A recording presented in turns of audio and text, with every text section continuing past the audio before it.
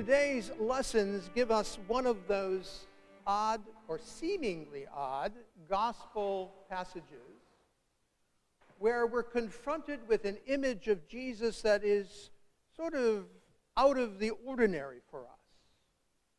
Most of us are raised with this image of Jesus that comes from images like the Good Shepherd, the kindly healer, all of those kinds of warm and fuzzy ideas about God. And in fact, when we talk about the way of love, we talk about Jesus being giving the command simply to love one another, that talk about division and talk about division in families particularly seems to be extraordinarily at odds with who we think Jesus is.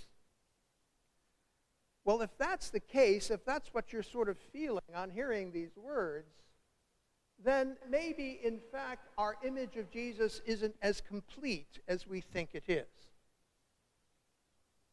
Because along with Christ's urging us to a manner of life which is rooted in love, he nowhere is urging a life of sentimentality, where we simply ignore all of the bad or the evil that is around us, or that we don't have any discomfort when confronted with values that may be contradictory. Somehow we think if we're with Jesus, our lives should be smooth sailing. In point of fact, that's not what we see in the gospel, particularly in the Gospel of Luke. From the very get-go, the earliest chapters of the Gospel of Luke, we hear tones of a prophetic tradition that basically says that we are confronted with God, and in being confronted with the reality of God, we must make choices. And that sometimes those choices may be at odds with those around us, particularly those whom we treasure the most in our heart of hearts. What makes this reading a little easier to understand is to go back for a moment in our Wayback Machine to the time of Jesus, to the time where Jesus taught and preached, to the historical and cultural environment in which Jesus lived and was doing his mission and his ministry. And we say that that's a legitimate exercise for us this morning because as we look at the particular words, Jesus is not talking in this context in our way when we are there in the Wayback Machine about anything to do with affection and loving kindness. We tend to think that family relations are supposed to be built around that safe space which is love and compassion and understanding and total. It's a rather modern phenomenon. In the ancient world, relationships between fathers and sons, mothers and daughters, mothers-in-law and daughters-in-law, as Jesus pulls them out, were actually less about familial affection and more about legal obligations and duties. And so it was about making choices. Do you, in fact, want to live out your duties in sustaining the world order as it is? Or are you ready, willing, and able to follow me, meaning Jesus, as I give to you the gift of the kingdom of God?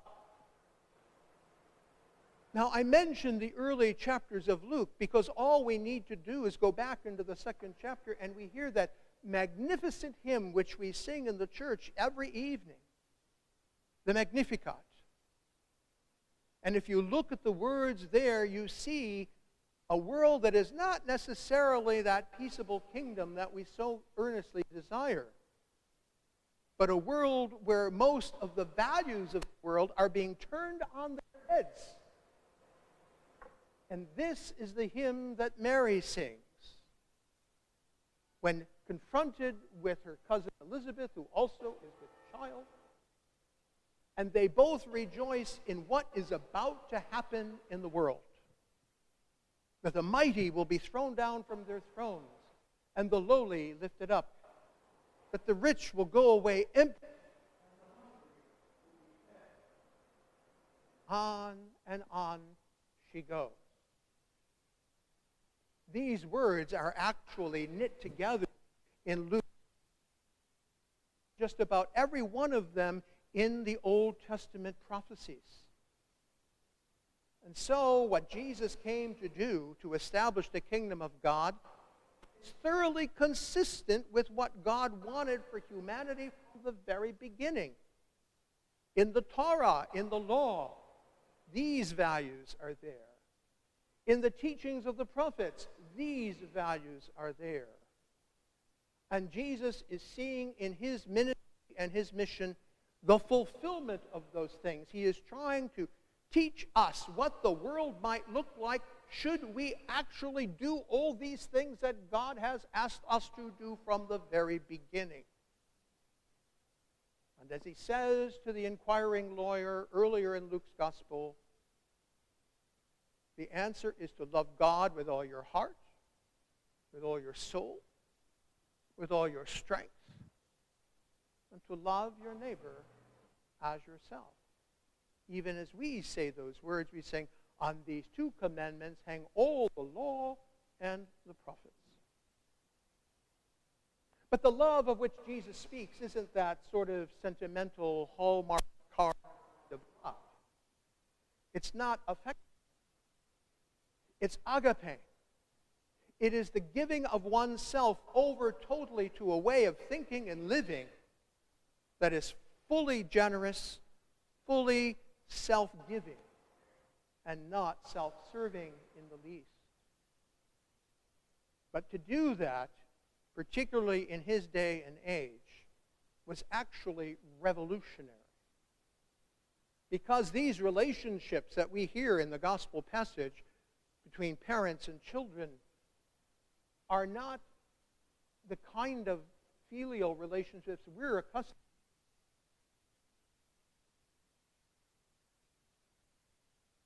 way in society, so that in fact society would be stable and move forward.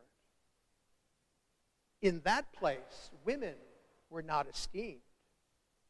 And in fact, they were thought to be chattel, property to be traded away for a dowry of gold or cattle or sheep or something else.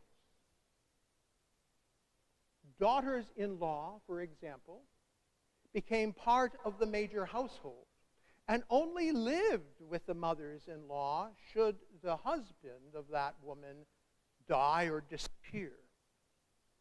So she is dependent on this other family.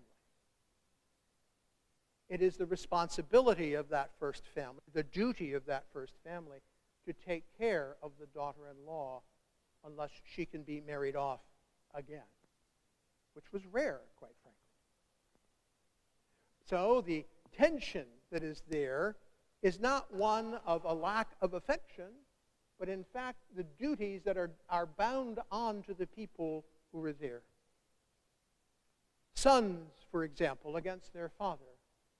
In this ancient world, if there was more than one son, that firstborn son would inherit absolutely everything, and the others had to fend for themselves. So you can see how that relationship might be one of stress and tension as well. Mothers and daughters, well, you see, we know how teenage daughters can possibly be. And so the mother's first duty was to be sure that the daughter remained marriageable. I'll leave that to your own imaginations. And so there is a lot of tension as well. And so Jesus is saying that these tensions will bubble up in the kingdom of God because people will need to make choices.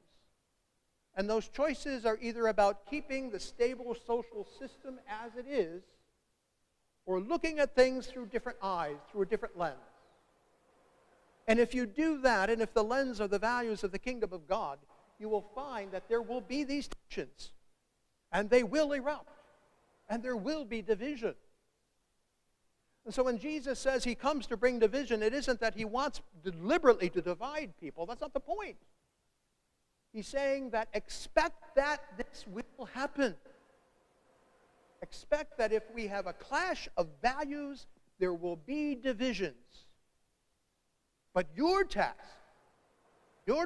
in the light of that division is to read the signs of the time and see whether that division is simply one of difficulty between people or if it's a clash of cultures and a clash of kingdoms. Read the signs of the times, he says. It seems you can look at the sky and tell the portents and know what the weather is going to be. Why can't you figure that out about your life?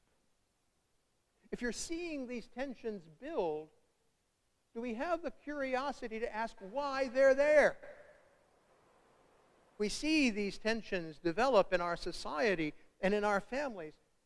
Do we have the curiosity to ask what is the cause of these things? And in investigating the cause of these things, and we find that there is injustice, there is inequality, there is a lack of acceptance, there is a lack of giving on our part, well then it is time to confess our sin and to come to God and ask for the grace that we need to overcome those realities. Not to ignore them, but to live our commitment to the gospel faithfully. And living it faithfully, we realize too that our relationships must always be covered in love. That self-giving, self-abandoning kind of love that was the way of Jesus. So when we hear this gospel, and it sounds like Jesus is saying it's good if parents are set against their children and vice versa, he's not saying that at all. He's saying it's the logical outcome of what I am doing. And if you will be with me and walk with me and read the times appropriately, you will find the way forward that you so earnestly seek.